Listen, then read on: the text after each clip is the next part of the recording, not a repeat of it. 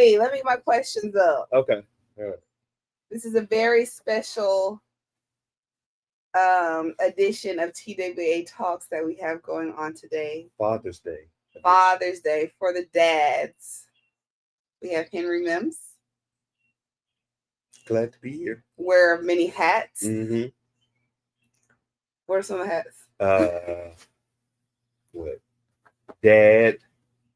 Well, husband, dad, VP of the Wildflower Alliance, advocate, web developer, IT guy, AV guy, project manager. Yep. Everything. Yep. So we're here today to talk to the dads, to give a perspective. It's been a series of moms on here who have been very informative, and so we're looking to give it a perspective today. So we're very excited to have you here, Henry, and we can jump right into these questions. All right, let's go. All right. So to start us off, can you paint a picture of your family and what fatherhood looks like in your world right now? I would say for me, my family is everything. It's why I do everything. Like I get up in the morning and I'm like, okay, I take a minute for me because that's important. And then I get right to it because there's just things that need to be done and I have to get to them. So, yeah, I just feel like I'm a vital part of my family, and I feel like me and Latoya do a great job of identifying our different responsibilities and making sure that we're getting everything done for the kids, and we also make sure we make good time for us to do what we need for ourselves and for one another. Yeah. What does taking a minute for yourself look like? So one thing that I do is I wake up at like 4:30 and I go to the gym. Yeah. Because I need that to start my day. And then the gym has this new hydro massage machine that it's like some days I feel like I'm there just for that machine because I will work out. I get to that machine and it's only for like 10 minutes and I've got a perfect 10-minute meditation and I put that on and I'm doing the hydro massage and sometimes, I might sit there, the machine's turned off, my meditation's turned off and I'm drooling because I went to sleep. But like that. Yeah, I get up but I really feel like that's something that I'm doing for me and I really enjoyed that and I'm glad that I've started incorporating that. That's great. A nice little sensory experience exactly. in the morning. Set the tone for the day. Yeah. So every parenting journey teaches us something early. Mm-hmm. When did you realize that fatherhood for you would also mean navigating care, advocacy, and systems? I will say probably, so we got Harper's diagnosis at about 18 months. But I would say it probably took like another 6 months to a year for me to realize what my purpose was with that. Because one thing that I had to do was grieve what I thought the experience would look like of being a father. And accept it for what it is. And then repeat that question one more time. I feel like I missed a part of it. So when did you realize that fatherhood for you would also mean navigating care, advocacy, and systems? Okay. So once we got the diagnosis, I grieved what I thought fatherhood would look like. Then I had to say, okay, I know I have to give her everything I need, but I really just felt this urge that there's a greater purpose for this. So I would say probably once Harper was 2, that's when I really started sinking in with it. And Toya and I started having like the conversations about we need to make sure that other families know. It took us a while to get to the point of being comfortable to talk about it. But once we got to that point, I say once Harper turned 2, that's when I said, okay, now I need to start helping other people because I'm seeing at the daycare how the other dads are doing. And it's not something that I won't say it's my life experience, but it's not something that I was eager to get to. It's something that I feel like I had to do because it was my purpose and my assignment So I had to do it with my head held high.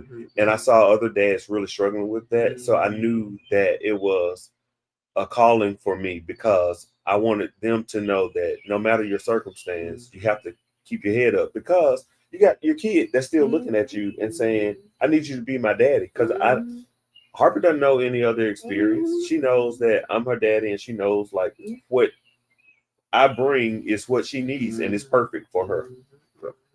So that made me think about when we had the first TWA talks and Latoya talked about her experience as far as the pathway to diagnosis and that she was in a denial space. So where were you? Because you were saying about after 8 or when she hit 2 years old, and that's when the switch went off for you. So what was your journey, I guess, alongside Latoya in that?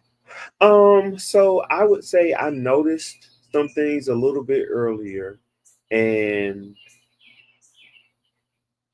I'd say I was in the denial stage because when I noticed those things, I mentioned them to Toya, and she said, "Oh no, it's gonna happen differently. Every child is different, and all of this." And I understood that, so I said, "Okay, maybe that is it."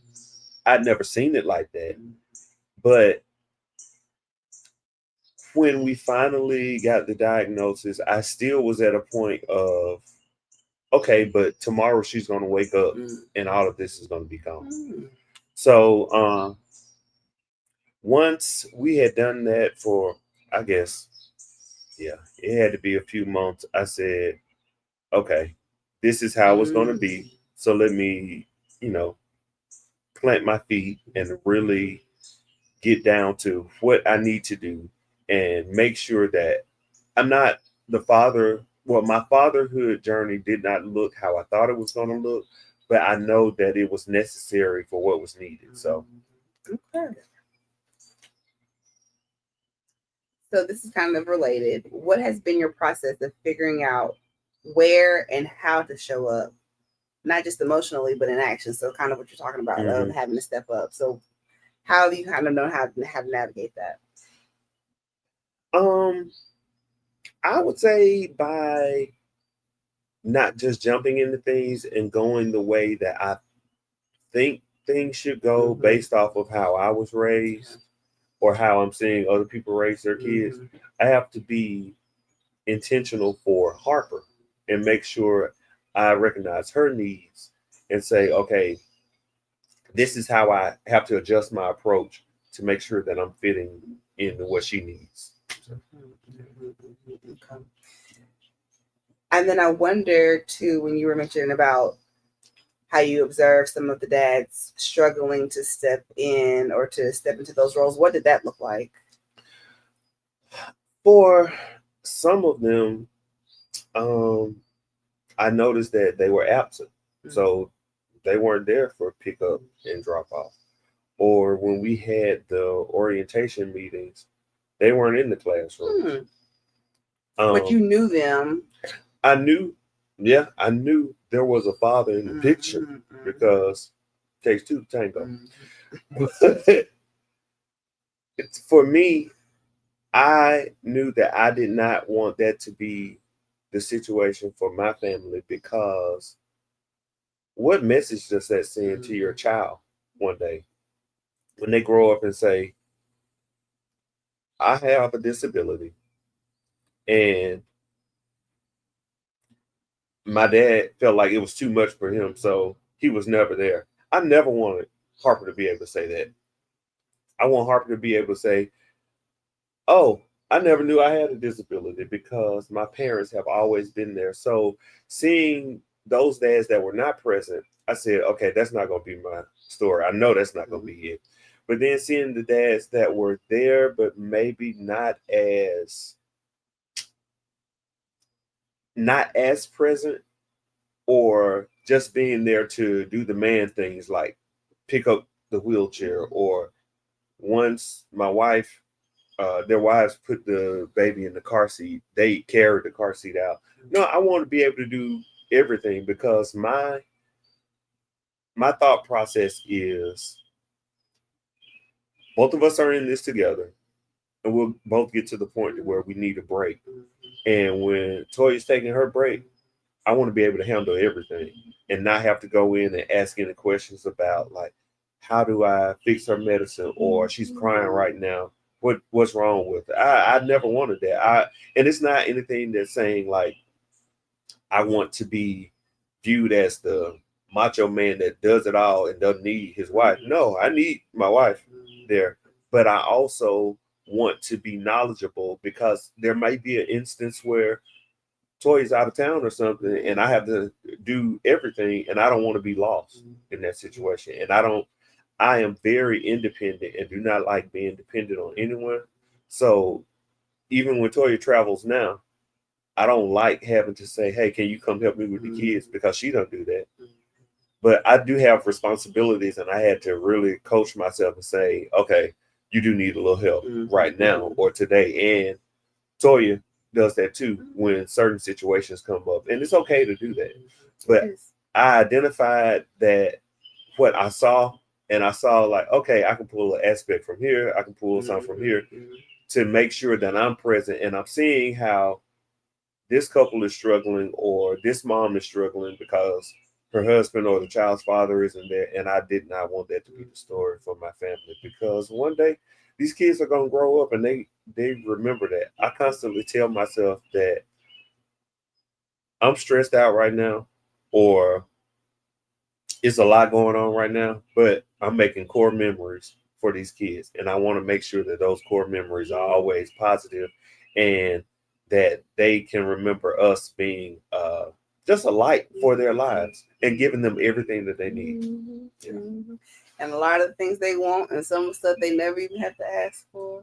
Exactly. The kids live a good life. Yeah. They live a good life. Yeah. I was thinking too when you were saying about how you wanted to show up for your children, but also I think from their perspective that, you know, regardless of who the parent is that's present, I know that my experience is never going to falter, because whoever, if it's my mom, it's my dad, they're going to show up for me regardless. Yeah. So, yeah. Yeah. Thank you. Okay, so then were there any roles that you initially hesitated to step into? Yeah, I will say at like some of the early appointments, I was nervous and hesitant on going by myself. Not because I hadn't been there the whole time, but because I am the technical music guy, and Toya is more into science. So when we go to those appointments, she was eager to talk to the doctors and not only listen but provide feedback. I'm an advocate for Harper, but I don't understand the whole picture when it comes to medical needs and things like that. I know what Harper needs and what does and does not work for her. So I could speak to that, but going to appointments by myself, I was a little hesitant with that, because I always thought like, what medicine is she on? Am I gonna pronounce the name of this medicine right? I probably am not gonna pronounce the name of this medicine right, because it's got all these consonants and two vowels in it, and I don't know how I'm gonna pronounce this. But I had to gain a comfort level and just make notes in my phone to make sure that I can speak to things. If I have to go to an appointment and Toya can't come, maybe she can be on the phone, so I call her when the doctor's coming in, or we'd have specific things that we wanted to ask about. So I would make sure I made note of that so that I could talk to the doctors about that. But those appointments by myself, I was very hesitant. And y'all had providers that were supportive and, you know, willing to talk to you. And for the most part, sometimes you have to remind providers that this is a real person you're talking about, and so you got to get out of that textbook and the logic, because it's work for the provider. Yeah. So it's just another case. So I always have to tell myself that, okay, you're gonna come in and you're gonna say that, and you're gonna listen to what I have to say, even with like the most recent visit we had, hospital stay we had with Harper. The doctor came in and was talking about the medicines, and I said, yeah, we're okay with upping her dosage of this medicine today, because yesterday it would have been too much for her. And he said, no, it wouldn't have been. I said, no, it would have been, because the last time we went through that, she was lethargic. She did this, this, and this. And he tried to talk over me again. So I just talked over him, because I'm going to finish what I have to say. Because what you know is the medicine, but you don't know my child. And I have to go home with my child and see her like this. And I'm not doing that. And see, honestly, why wouldn't you hear the experience of what somebody is? Because you know the textbook aspect of the medicine, but the applications could be different. Yep. But why you not listening? I really feel like they forget that, because they get so caught up in 2 + 2 is always 4. You know, medicine is practice. Exactly. We're all practicing. And also, one thing that we have to remember is all doctors didn't make A's and B's. So some of them, they match the guy. We're not gonna go there. But I just want to say that, like, so, and I say that to tell people, be confident when you're having a discussion with them. Because they know the medicine, and I'm grateful that you went to school and you got all of these degrees and you have all this knowledge. But now we have to talk about the application of it. So now that's why I come in, because I can tell you how what you're trying to diagnose or prescribe, how it's going to apply to my child. And that's going to be different, because it's different for everyone, because everyone's makeup is different. Because we're not even really about to get into, I'm going to touch the water a little bit, but we're not going to get into the lack of diversity in clinical trials that ends up making the documentation that the providers are looking at to say the reference of how it's supposed to be, when it's like, no, every not sample, but every population was not represented. Like, exactly. Okay. Yeah. We're not gonna go there. But we can talk about that later. We can. We probably will. Yeah. Okay. So, switching over into systems, when stepping into IEP meetings, doctor's offices, which we kind of talked about. We kind of talked about this a little bit, but we can say it. So, stepping into IEP meetings, doctor's offices, or service systems, how have you experienced being seen or unseen as a father? I will say, naturally, when you have the mother and the father and you're talking about the child, everyone is naturally going to navigate to the mother, because that's what they see in so many situations. But it only takes one time to show that not only am I present in this meeting, but I'm also present in my child's life. So when we talk about certain things and you're asking about setting those goals in the IEP meeting, there may be some things that Latoya has mentioned, and we're going to talk about that. And you may, as the teacher or whoever is facilitating the IEP meeting, you may have some questions and back and forth. But I'm going to interject and I'm going to say, no, we want this because this, and this. And then I have my own questions. So I go in, and now I'm at the point to where I'm like, this is a partnership. I don't view this meeting as you telling me what we can do. I'm going to tell you what we need, and we're going to work together to make sure we address that need. And because we all in this together. I'm not here for you to just tell me stuff. And see, when there's more of that, then that'll help to change the generalization in the professionals' minds of, let me see how I can be more collaborative with the parents that I'm working with, rather than just generalizing, saying that this is going to be a top-down conversation. They're not going to ask any questions, and I'm also not going to have a platform for collaboration. So I think as we drive forward with that, being a change agent, changing, aspects of society,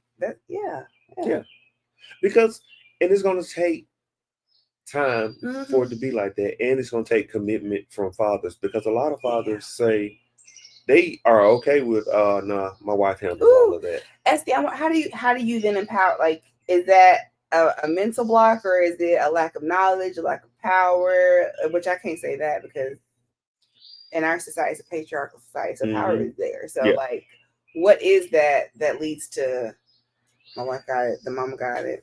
I think it's honestly like just the gender roles that have been set in society for so long.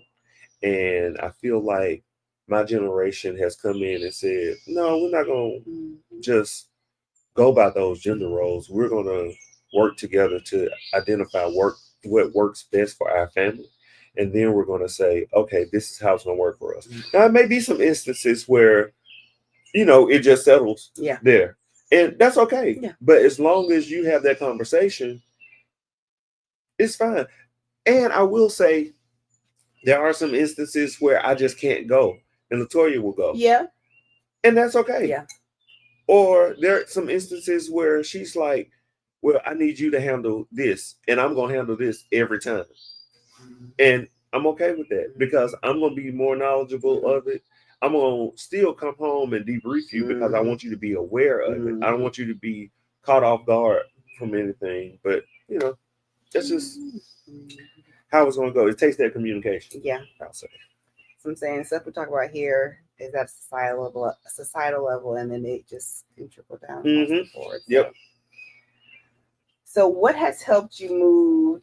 Which again, I feel like we kind of touch on these things, but what has helped you move from being included to being involved, especially in spaces where men and Black men in particular?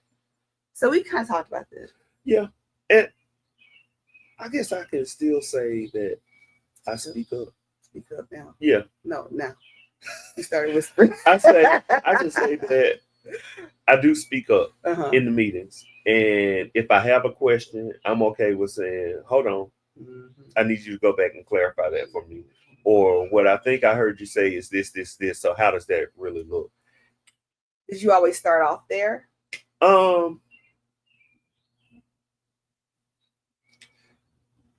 Once I got to the point of understanding, okay, this is where we are,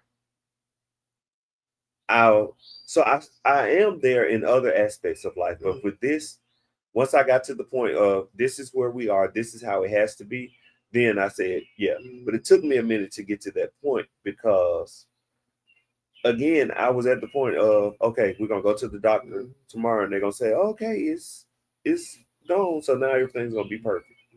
So it took a while and that took acceptance of the situation and realizing what my reality is going to be, not the reality I have made up in my mind, but my real reality. Once I accepted that, then I said, okay, this is how I need to be present. And in order to make sure I understand, we're going to be on the same page. And also, I really feel like it's imperative for me to be like that in those spaces because that's a lot for one person to take in. And if I'm just being there, sitting there and not really engaging, that's not helping anything. It can be more of a hindrance than anything because now we're in this meeting and we've been in here for however long, but I was counting on this one person to remember everything. And if they don't remember everything, then that we was in there for an hour and maybe we got 15 minutes worth and we still gonna have to go back and ask questions. Yeah. So that's a very considerate perspective. And then I wonder if you're not engaged. See, this, I don't know if this is going to take the table, but if you're not engaged, is that a reflection of the amount of care that you have to give? Yep. That's true. Because if you are not engaged for your child, your baby. Yeah. If you're not engaged there, you're not engaged at home. And your child needs you there. I just can't understand that. But, that's not my part. I know what I'm doing for my family. So, and I'm trying to encourage more men to be present and do that because we're needed. Yeah. It takes two to tango, like you said. It takes two. It takes two to raise them kids. Yes. Okay, so now as we switch into taking two, how do you and Latoya stay in step with each other as you navigate Harper's care and your family's needs? So, before every meeting, we have a sit down and we talk about, okay, this is what the meeting is about. This is what we want for Harper. These are the goals we want to set. And then we say, okay, so this is our game plan. This is how we're gonna go in there and talk about it. After the meetings, we do recap and we say, okay, did we hit everything? Because in the meeting, we're gonna check each other. We're like, okay, I don't know if we said that, so I'm gonna jump in and make sure we get Mm-hmm. to the bottom line of this. After the meetings, we do a recap, make sure we have everything we sought out to cover in the meetings, and then we do schedule date nights to where we don't talk about anything like that. It's just us connecting, and that's very important because when you're in situations like this, it can easily start feeling like it's a business transaction or it's always business meetings and then you lose each other. So now it's like we're not even friends anymore. We're just in here for the kids. And now we can't be fully present for the kids because what connected us initially is gone now. So we want to make sure that we keep all of that alive so that we can be present in meetings and get our children, have our family set up the way that we want it to be set up. Very intentional. Yes. Yeah, that's good. And then I feel like I know that you guys, like, what's that process as far as like, because what I'm hearing, y'all are efficient in how y'all approach things. Is there like kind of a like, so you debrief and then adjust and things like that? Like, I guess the process of how you're, it's two parts. It's within the household and it's also with the people that you, I don't know what the question I'm trying to ask here. Are you picking up what I'm putting down or not? Yeah. Help me. So, Help me. so now I will say in the pre-meeting when we're setting up goals, sometimes we say, no, I don't want that. I feel like that's too much. Or and the other one might say, no, that's what's needed, and we can't baby her because when she gets out in the real world, she's not gonna be baby. So we got to make sure that she is. We consider where she is, but we make sure she's getting everything she needs to be as successful as possible in that in her current place, I guess you could say. What are some of these meetings you're talking about? So like the IEP meetings, any visits we have with her therapist when we're setting those goals, when we're even talking about equipment, uh, the different types of equipment. Do we want the equipment that's going to challenge her to walk more? Yeah, we do. Okay. Do we want this type of chair? One big thing for me was I did not want Harper to have a wheelchair. And when we went to the doctor and she mentioned getting a wheelchair, the doctor saw me deflate because I was just like, mm-mm, I can't, I don't want her to do that. Why? And I really think it was because I was still in denial of where her needs were. And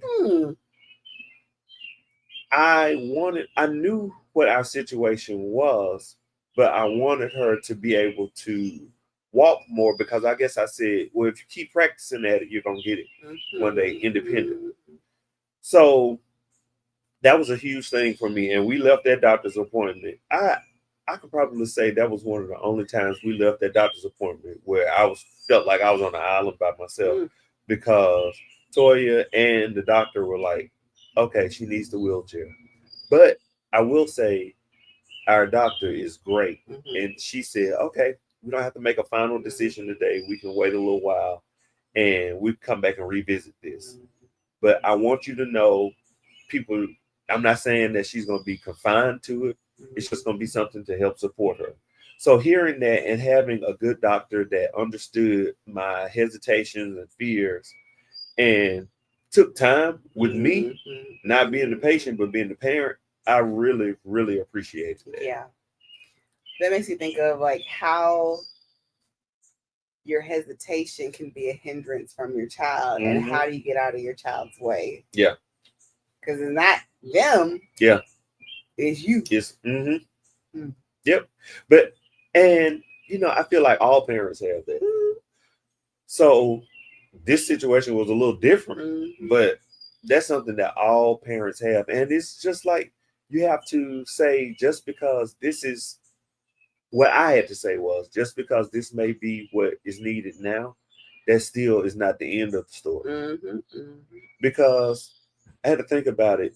when we go to Disney World, she's not gonna want to walk around all day. I don't. Exactly. I don't want to walk around all day. I don't want to be in line. I don't want to be in the heat. Exactly.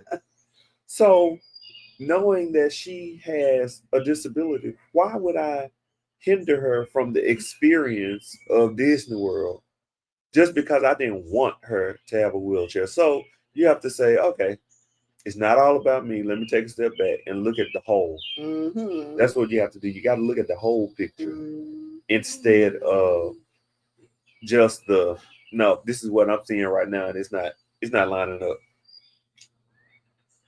That's good. Yeah. Good. You're not gonna do it. No.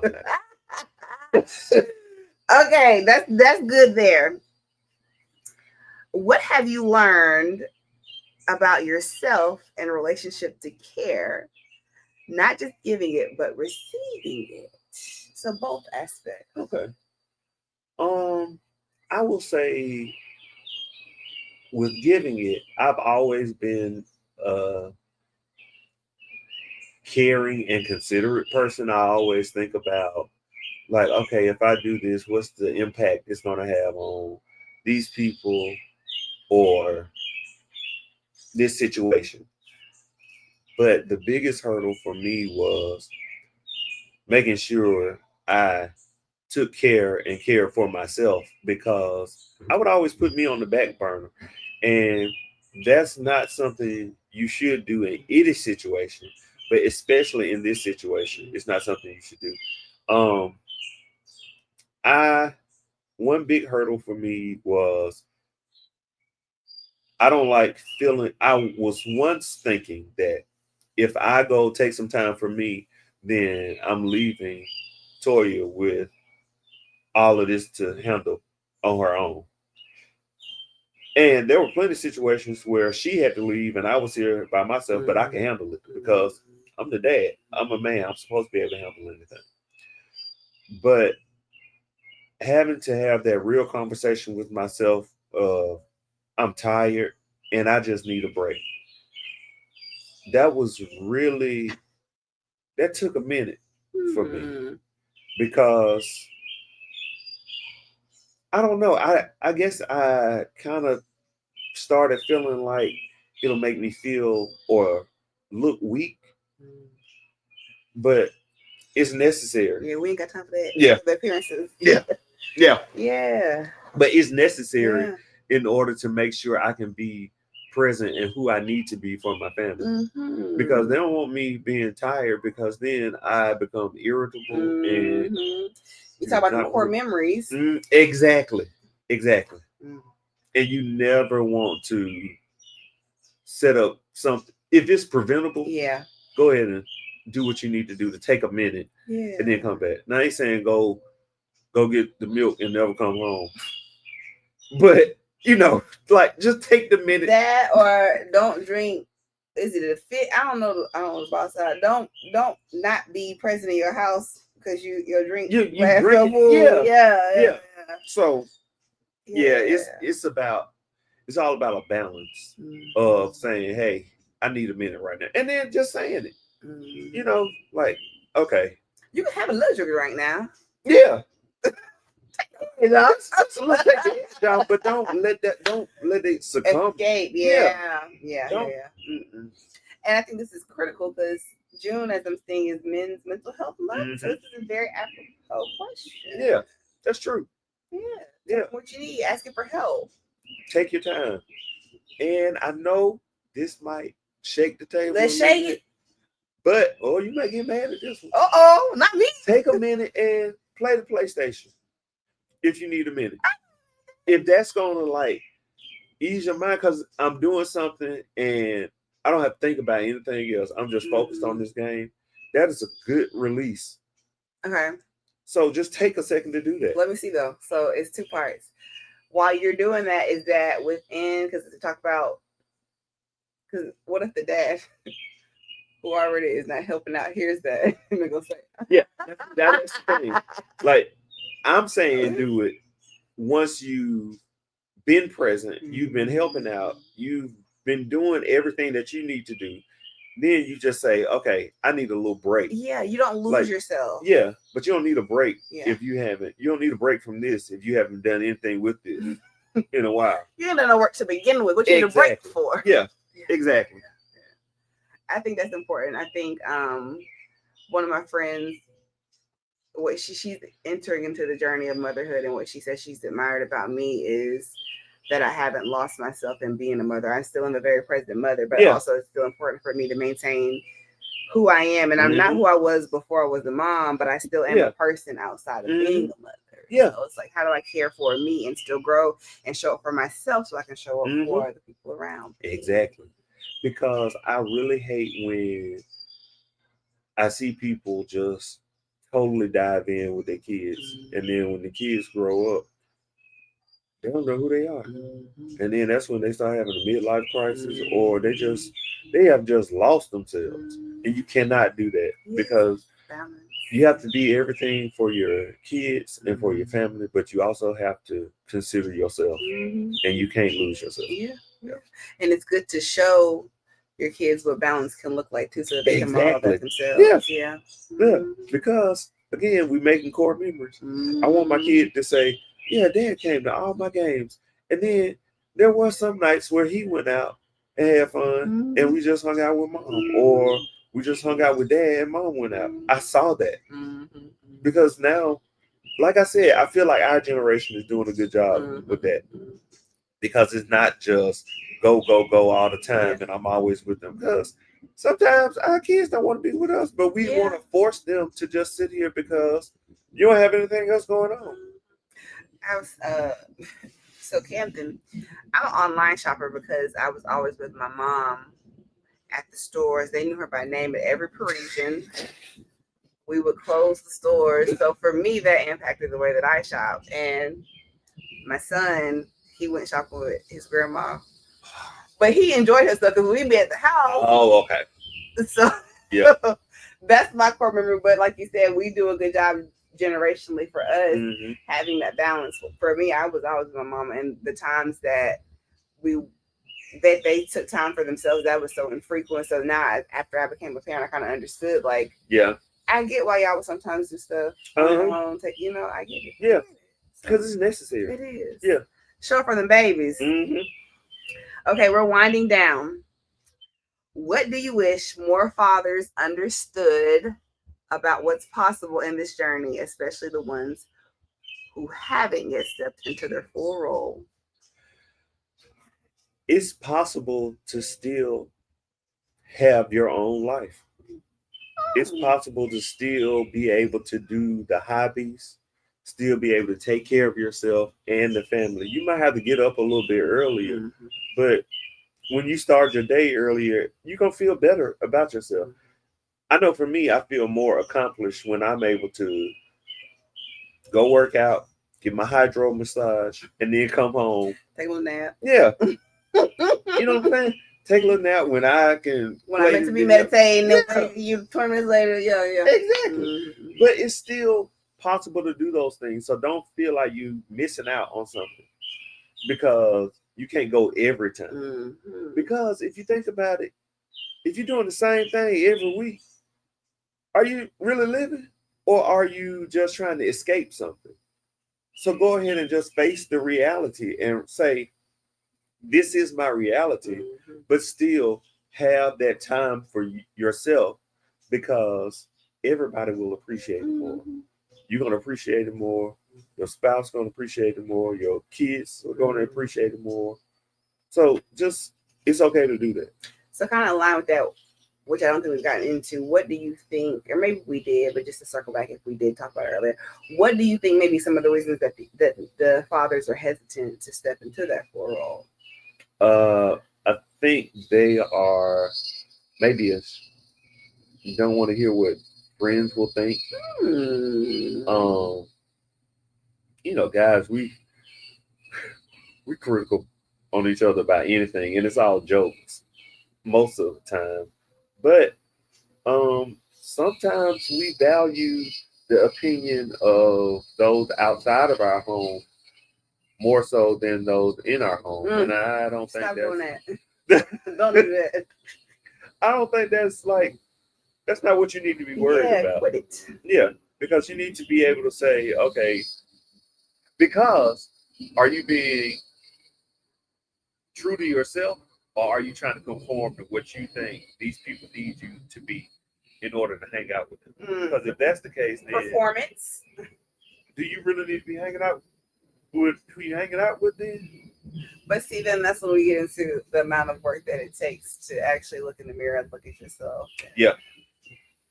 We'll have like a licensed therapist on here to help. Mm-hmm. That's a good idea. Yep. We're always working, guys. Mm-hmm. Always. Yeah. Okay, and then finally, how has being Harper's father changed your understanding of what it means to be present and not just available?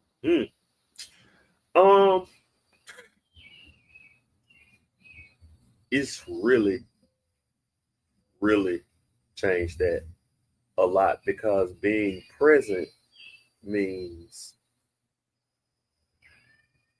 I need to be able to sit down and watch a movie with you and not have my phone in my hand, because we're going to bond on things now.